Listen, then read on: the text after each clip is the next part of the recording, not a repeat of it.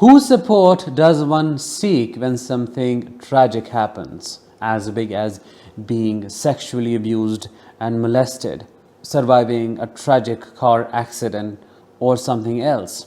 Who does one want to be around during such a crisis? Of course, the person you love the most, maybe your parent, your partner, your sibling, or perhaps a friend. But what if this loved one happens to be a narcissist? What kind of support do they offer during these times? None whatsoever. They either completely invalidate you, minimize your experiences, or normalize it. That's why I chose to speak about the crimes they commit in today's episode. Today, we are going to talk about 4 ways a narcissist responds when you are going through a crisis. If that sounds interesting and you're eager to learn more about this, please make sure to subscribe before we begin, because your subscription to the channel helps in spreading awareness about narcissistic abuse. Stay until the end, because my focus is going to be more on the experience of sexual abuse and how narcissists respond to that. How do they support you, and if they support you at all? Hi, I am Danish, a narcissistic abuse recovery professional. Welcome to the channel. Let's begin with number 1. They act like nothing has happened. Let's say you get sexually abused by one of your relatives and you come running to the narcissist hoping that they will save you. They will make sure the justice is served and they'll help you make sense of what happened to you. And you are a child. What do you get back? Total invalidation. The narcissist is not moved at all because they do not have any empathy towards you. They act like, oh, it wasn't a big deal. They don't even talk about it. They don't even let you talk about it. Sometimes they don't even look at you, because a non-narcissistic parent would be shattered to their core, would want to rescue you, save you, would do everything in their capacity to do something about the tragedy. But a narcissistic, dead, emotional zombie of a parent does not even bother to hold you, to hug you, to ask you, are you okay? How can I help you? Do I need to take you to the doctors? What do I need to do? I'm so sorry it happened. The non-narcissistic parent would feel guilt for not being around, for not being protective enough. But the narcissistic parent, what do they do? They make the other person feel guilty. They'll blame you. Oh, it was your fault. Somehow it was about your clothes. It was about this. It was about that. Why did you stay around this person? Why did you allow that to happen? As if you had any control over the situation or their actions. They will completely deny offering any support. They will somehow make it about themselves and say, oh, come on, get over it.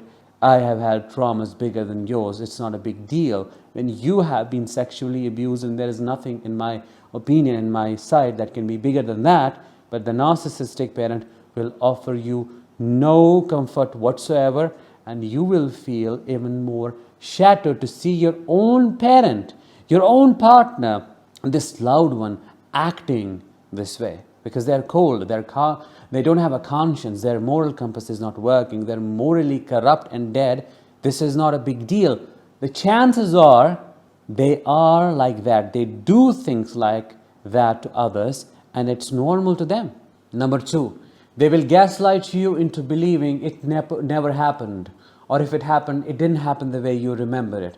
Or if it happened the way you remember it, it was not done by the person you think it was done by, or in the way it was done by them. Do you see how twisted that is?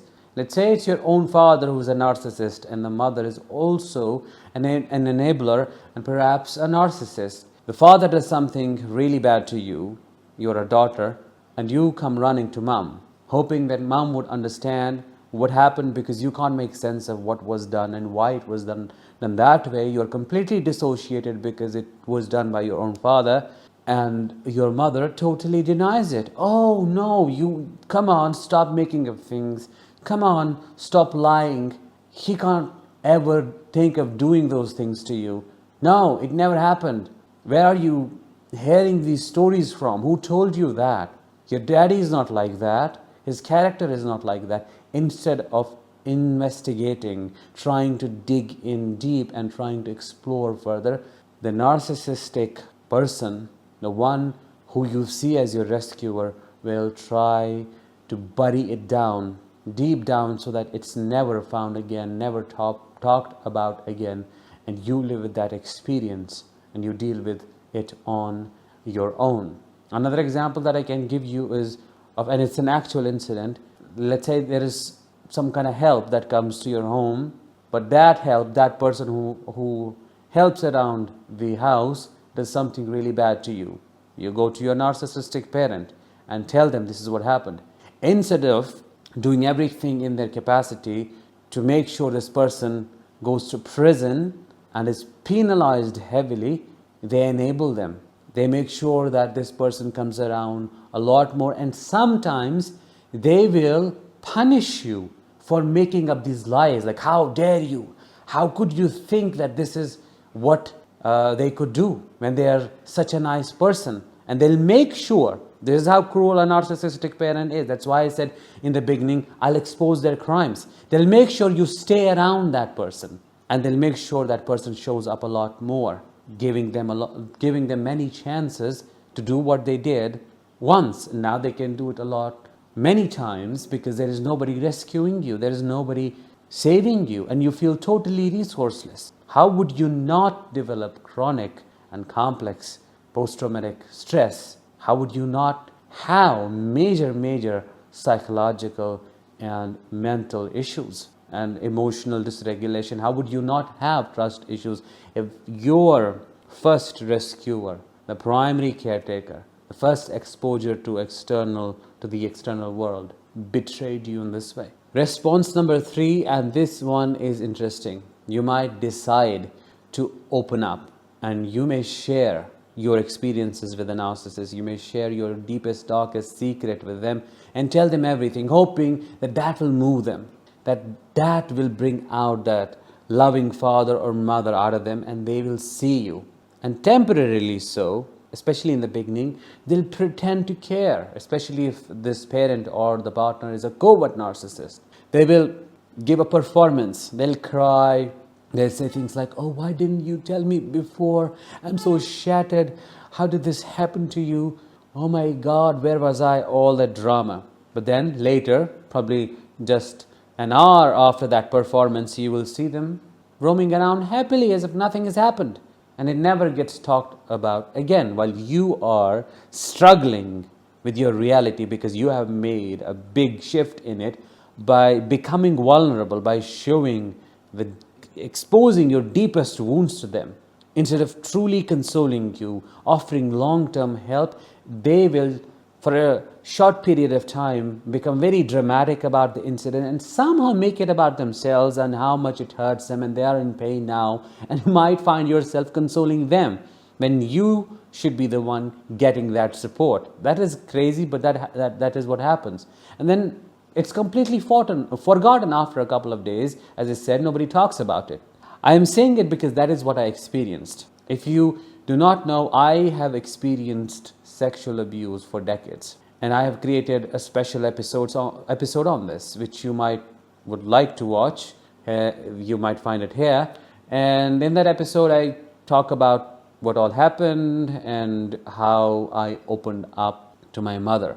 When I opened up, she being the narcissist that she is, she just pretended to care in the first hour, and then it was completely forgotten until she came across the video I recently created about my experiences, and then used that as a way to hoover and to make her way back into my life. I don't know, I fell for it temporarily, and I wanted to talk about it with her.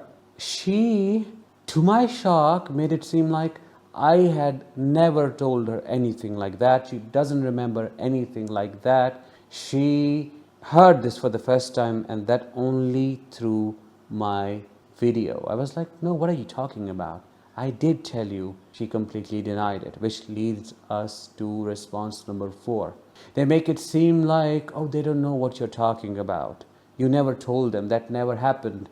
I talked about gaslighting you into believing that it never happened, the actual incident. This gaslighting is different. This gaslighting is more about, oh, you never told them. You never opened up. You never showed any signs of distress. They don't know what you're talking about. And then they might try to console you, to offer you the support they should have offered earlier.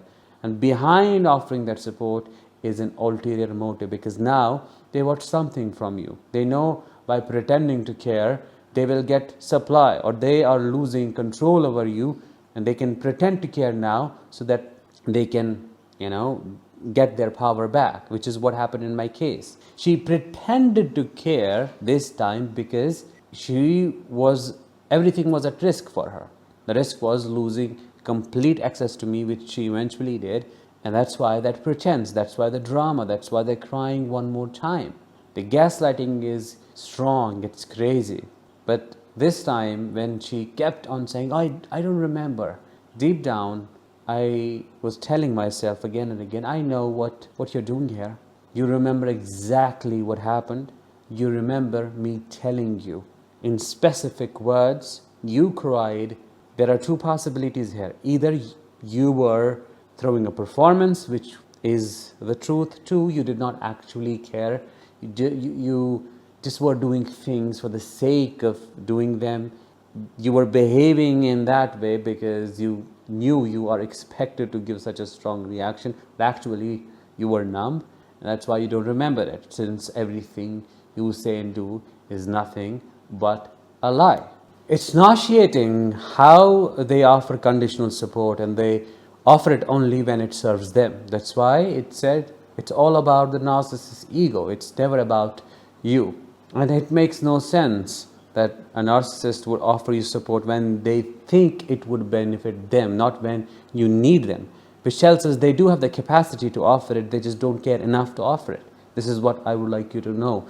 If you're stuck with a covert narcissist and they pretend to care and you think, oh, maybe they're not that bad, they're that bad, is that they are evolved enough to play these mind games and to make you think otherwise.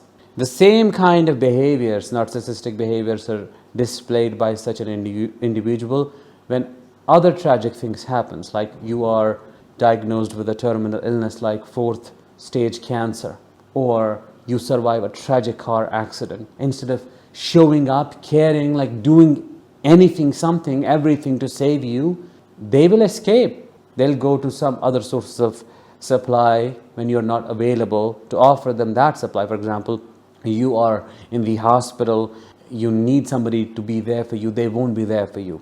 They will go to somebody else and only show up when you are in a condition to offer that supply again.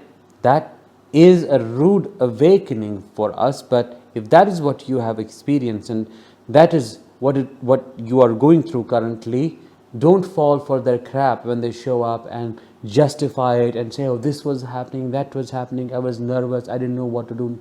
None of that is true. It's that they knew you're not of any use to them, so why show up? Why be there for you? They can't do anything for you. They just only want you to do everything for you, if that makes any sense. So in conclusion, we can say 4 ways and all ways are toxic, abusive, and a narcissist has zero empathy.